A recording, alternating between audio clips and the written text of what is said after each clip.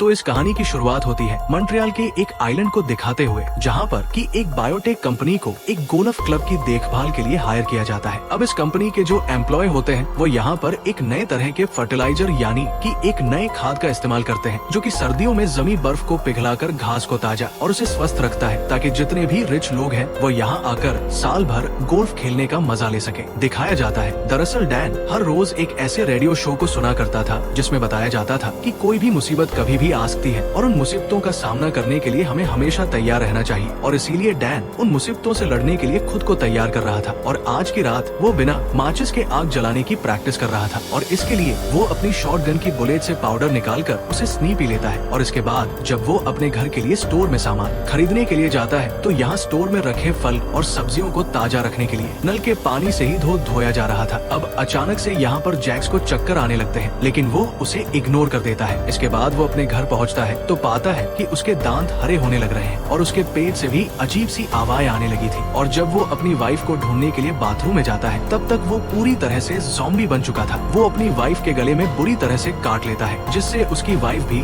Zombie में तब्दील हो जाती है। उधर गोल्फ क्लब में मिशेल और वो कपल मेन बिल्डिंग की तरफ जाते हैं और ये देखकर हैरान होते हैं कि वहाँ पर कोई भी नहीं था। लेकिन तभी अचानक एक आदमी भागता हुआ आता है और कहता है कि लोग बीमार हो रहे हैं, इसीलिए इन्हें भी यहाँ से भाग जाना चाहिए। लेकिन तभी बहुत सारे एम्प्लॉयज का पीछा करने लगते हैं। दरअसल ये सभी लोग इन्फेक्टेड हो चुके थे। तभी एक डॉग भी बाहर आता है, जिसे देख कपल में वाइफ उसे अपने पास बुलाती है, लेकिन वो गुस्से से उसके ऊपर जंप करता है और उसकी गर्दन में काट लेता है। ये देखकर उसका हस्बैंड और मिशेल उस डॉग को दूर फेंक देते हैं। तब उन्हें दूसरे ज़ॉम्बीज भी यहाँ से भागते हुए दिखाई देते हैं और अब वो औरत भी ज़ॉम्बी में बदलने लगी थी, जबकि ये दोनों जल्दी से बिल्डिंग के अंदर आकर दरवाजा बंद कर लेते हैं। लेकिन वो डॉग भी चुपके से अंदर घुस गया था और उस लेडी के हस्बैंड के पैर में काट लेता है, इसलिए हम उसे कमरे में बंद कर देते हैं। और तब तक बहुत सारे ज़ॉम्बी बाहर इकट्ठा हो जाते हैं। वो दरवाजा नॉक करने लगते हैं और इतने में हस्बैंड भी ज़ॉम्बी बन जाता है और मिशेल का पीछा करने लगता है, जो कि एक चाकू हाथ में लेकर किचन में छिप जाता है। अगले सीन में हमें डैन को दिखाया जाता है, जिसे एक बूढ़ी औरत करके कहती है कि उसके पड़ोसी शोर शराबा कर रहे हैं और आपस में लड़ रहे हैं। इसलिए जब वो वहाँ पहुँचकर बेल बजाता है तो उसके पड़ोसी बाहर निकल कर आते हैं, जो कि ज़ॉम्बी बन चुके थे और अब तक वो बूढ़ी औरत भी ज़ॉम्बी बन गई थी। वो डैन का पीछा करने लगती है। डैन जल्दी से अपनी कार में छिप जाता है। वो मदद के लिए कांटेक्ट करता है, लेकिन कोई यहाँ नहीं आता। अब सड़कों पर दौड़ते ज़ॉम्बीज को देखकर डैन को अपनी बेटी पेट्रिसिया की भी फिक्र होने लगती है। वो उसे कॉल लगाता है, लेकिन पेट्रिसिया भी ज़ॉम्बी से बच रही थी, इसीलिए वो कॉल नहीं उठाती, जिससे डन को उसकी फिक्र होने लगती है। और इसीलिए डन कंपनी की कार को छोड़कर अपनी कार निकाल लेता है और वह एक हथियार लेकर अपनी बेटी को ढूंढने के लिए चला जाता है। अगले सीन में हम एंड्रे नाम के एक लड़के को अपनी छोटी बहन एनी के लिए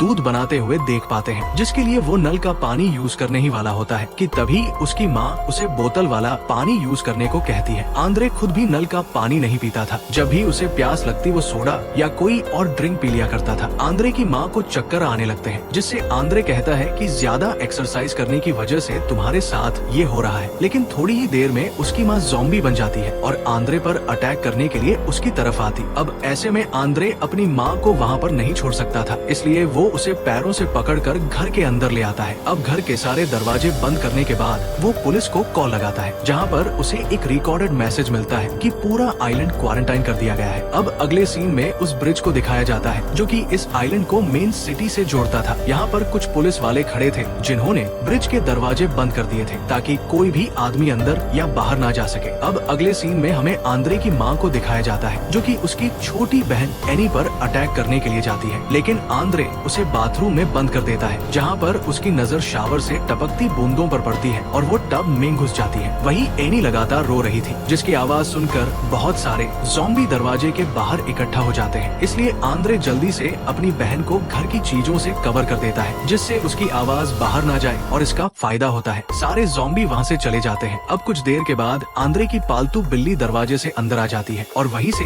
एक ज़ॉम्बी भी घर के अंदर घुस जाता है। वो आंद्रे को पकड़ने वाला होता है, लेकिन तभी आंद्रे घर से निकल जाता है और वो ज़ॉम्बी भी हिलना बंद कर देता है। लेकिन आंद्रे जैसे ही गोल्फ स्टिक लेकर वापस आता है, वो ज़ॉम्बी छिप जाता है। अगले सीन में पेट्रिसिया को दिखाया जाता है, जो कि ज़ॉम्बी से बचने के लिए एक गैराज में छिप गई थी। वो हेल्प के लिए अपने डैड डैन को कॉल लगाती है और डैन भी तुरंत वहाँ पहुँच जाता है और कुछ ज़ॉम्बीज को जमीन पर गिराकर अंदर चला जाता है। अब कुछ देर के बाद जो पुलिस उस ब्रिज पर मौजूद थी वो हट जाती है, क्योंकि जल्द ही आर्मी वायरस से इफेक्टेड एरिया को बम से उड़ाने वाली थी और इससे पूरे टाउन का पावर कट हो जाता है। अब अगले सुबह एनी की बेबी सिटर उसके वही दूसरी तरफ आंद्रे अपने घर की खिड़की से उन ज़ॉम्बीज का वीडियो बनाने लगता है और तभी वो नेट पर एक प्रेस कॉन्फ्रेंस भी देखता है कि हमने लोगों को बचाने के लिए उस ब्रिज के रास्ते को उड़ा दिया है और अभी सिचुएशन कंट्रोल में है। लेकिन तभी उसके फोन की बैटरी डेड हो जाती है। इसके बाद वो अपनी माँ को चेक करने के लिए बाथरूम में जाता है और यहाँ आकर देखता है कि उसकी मॉम ग्रीन कलर के किसी लिक्विड से पूरी तरह स्टिंग रूम में पहुँच जाते हैं, जहाँ पर उसकी माँ टीवी स्टैंड सेट है। वो एक ग्रोसरी स्टोर की तरफ भागता है और ज़ॉम्बी उसके पीछे थे, लेकिन सारे दरवाजे बंद होते हैं और वो ज़ॉम्बी से गिर जाता है। लेकिन तभी एक दरवाजा खुलता है और डैन उसे अंदर खींच लेता है। डैन यहाँ पर कल से डेरा जमाए हुए था, इसलिए उसने यहाँ पर कैंपिंग की जगह भी बना ली थी, लेकिन उसके पास इस सिचुएशन से निपटने का कोई खास प्लान नहीं था। सारे बोट्स भी यहाँ से जा चुके थे और पानी में तैर कर जाना मतलब अपनी मौत को दावत देना। ट्रे अपने लाइटर का यूज करके आग जलाता है रहा था। उस शो का जो होस्ट था वो रक्षा मंत्री से बात कर रहा था, जो कि उसके सभी सवालों का ठीक जवाब नहीं दे रहा था, जिससे होस्ट को शक होता है कि कहीं गवर्नमेंट ज़ॉम्बीज से निपटने के लिए लोगों की जान को बलि न चढ़ा दे। इसके बाद डेन रेडियो स्टेशन में फोन लगाकर उन्हें बताता है कि कुछ लोग हैं जो अभी जिंदा बचे हैं, जिस पर होस्ट उसे बताता है कि दुनिया के बाकी लोग नहीं चाहते कि हर जगह इन्फेक्शन फैले, इसलिए वो उससे पहले पूरी जानकारी लेता है कि आखिर वो कहाँ है और क्या कर रहे हैं। लेकिन डन उसकी बातों से तंग आकर फोन रख देता है, जिसके बाद आंद्रे और डैन इन्फेक्शन फैलने की वजह जानने की कोशिश करते हैं ताकि ये वैक्सीन बना सके। आखिरकार डैन को ये पता लग जाता है कि ये वायरस पानी की वजह से फैला है, क्योंकि जितने भी लोग ज़ॉम्बी बने थे उन सभी ने नल का पानी पिया था। लेकिन डैन काफी सनकी था, वो कभी भी नल का पानी नहीं पीता था, क्योंकि उसे हमेशा इस बात का डर रहता था कि कहीं टेररिस्ट पानी में जहर न मिला दे। खैर अब कुछ देर के बाद ये तीनों लोग स्टोर से बाहर निकलते हैं। इनके साथ पैट्रिसिया भी थी। डेन उसके सर पर एक पिंजरा लगा दिया था ताकि वह किसी को काट ना ले। यहाँ बाहर आने पर उन्हें काफी सारे ज़ॉम्बी दिखाई देते हैं, जिनकी बॉडी पर हरे रंग का एक एक चिपचिपा लिक्विड लगा हुआ था। कंपनी दो ट्विंस यानी दो जुड़वा बहनों को हथियार लेकर गोल्फ क्लब की तरफ भेजती है, जो कि अपने रास्ते में आने वाले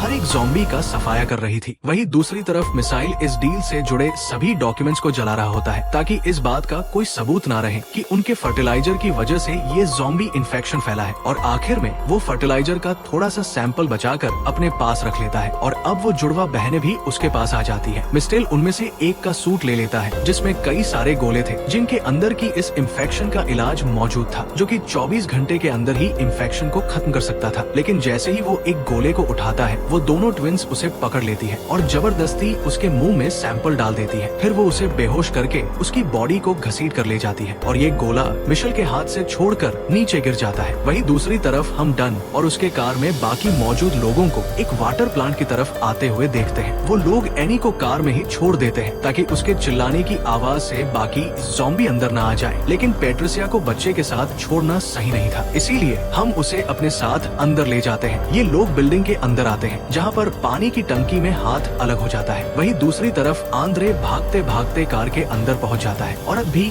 डन भी बाहर आता है। वो पैट्रिसिया को ढाल की तरह इस्तेमाल करते हुए आगे बढ़ता है ताकि ज़ॉम्बी उससे दूर रहे। अब कार में बैठने के बाद डैन को कुछ आवाज सुनाई देती है। तब पता लगता है कि पैट्रिसिया का फोन भी उसी के पास था। वो उससे टूटे हाथ का इस्तेमाल करके उस फोन को अनलॉक करता है और वह ये भी नोटिस करता है कि पैट्रिसिया के हाथ पर घास उगाई थी। सर्दी के मौसम में घास को देखकर उसे हैरानी होती है, लेकिन तभी उसे याद आता है कि गोल्फ क्लब में एक एक्सपेरिमेंट किया गया था और ये शायद उसी का नतीजा है, न कि किसी आतंकवादी का। वहीं दूसरी तरफ वो दोनों लड़कियां उन गोलों को गोल्फ क्लब के घास पर तोड़ने लगती है ताकि कोई प्रूफ ना रहे। लेकिन तभी डैन की कार वहाँ पहुँचती है और वह उस धुएं को नोटिस कर लेते हैं। आंद्रे अपना फोन निकालकर ये सब रिकॉर्ड करने लगता है। इसके बाद ये लोग फ्रंट डोर की तरफ जाते हैं, लेकिन वो लॉक होता है, जिसके बाद डैन अंदर जाने के लिए दूसरा रास्ता ढूंढता है। वो छत से चढ़कर अंदर घुस जाता है और मेन दरवाजा खोल देता है ताकि बाकी लोग भी अंदर आ जाए। इसके बाद पैट्रिसिया को एक स्टोरेज रूम में बंद कर दिया जाता है, जबकि आंद्रे चेयर्स का इस्तेमाल करके सोने का इंतजाम करता है। इसके बाद डैन और आंद्रे पूरी बिल्डिंग की छानबीन करते हैं। तभी ना वो डॉग भी मिल जाता है, जो कि अभी तक जिंदा था और उसकी पूरी बॉडी में घास उगाई थी। ये देखकर डैन को चक्कर आने लगते हैं और तभी एनी भी जोर जोर से रोने लगती है। तब आंद्रे उसे चुप कराने के लिए दौड़कर उसके पास जाता है और देखता है कि वो अपने बिस्तर से गायब थी, इसलिए वो अपनी बहन को ढूंढने में लग जाता है। वहीं डैन एक अंधेरी गली में जाता है जहाँ पर जमीन पर कुछ बम्स पड़े हुए थे जिससे बिल्डिंग को उड़ाया जा सकता था और अब तक उसकी तबीयत भी बिगड़ने लग गई। वह लड़कियाँ देखती है कि काफी देर इंतजार करने के बाद भी वो बिल्डिंग ब्लास्ट नहीं हुई थी, इसलिए वो चेक करने के लिए अंदर जाती है और उन्हें वहाँ किचन में एनी मिल जाती है और ये उसे फर्टिलाइजर खिलाकर यहाँ से चली जाती है। वहीं आंद्रे अपनी बहन को ढूंढता हुआ उस रूम तक पहुँचता है जहाँ पर ज़ॉम्बी बना हुआ मिसाइल बंद था। अब यहाँ से वो दूसरी तरफ जाता है जहाँ पर उसे अपनी बहन मिल जाती है जिसे उठाकर वो जाने ही वाला होता है कि तभी दोनों ट्विंस उसका रास्ता रोक लेती है। उनमें से एक एनी का मुंह बंद कर देती है और दूसरी आंद्रे को फर्टिलाइजर खिलाने लगती है, लेकिन इससे पहले ही एनी ज़ॉम्बी बन जाती है और ट्विन के हाथ में काट लेती है जिससे फर्टिलाइजर का सैंपल नीचे गिर गया और इस मौके का फायदा उठाकर आंद्रे ने दूसरी ट्विन पर अटैक कर दिया। वो उसे काट लेता है। अब आंद्रे जैसे ही पीछे हटता है तो उसका पैर वहाँ पर गिरे हुए इलाज वाले गोले पर पड़ जाता है जिससे वो गोला टूट गया और चारों तरफ धुआं हो गया, जिससे एनी और डन धीरे धीरे ठीक होने लग जाते हैं। और जैसे ही डन आंद्रे को काटने वाला होता है कि तभी उसे एनी की मौजूदगी का एहसास होता है और वह उसे छोड़ देता है। वहीं दूसरी तरफ वो दोनों ट्विंस अपनी अपनी गन निकालकर एक दूसरे को ही शूट कर देती है क्योंकि वो नहीं चाहती थी कि वो ज़ॉम्बी बने। वहीं आंद्रे डैन की पुरानी जैकेट से उसका फोन निकालकर पेट्रिसिया को फोन लगाता है। फिर वो रिंग की आवाज से फोन को ढूंढकर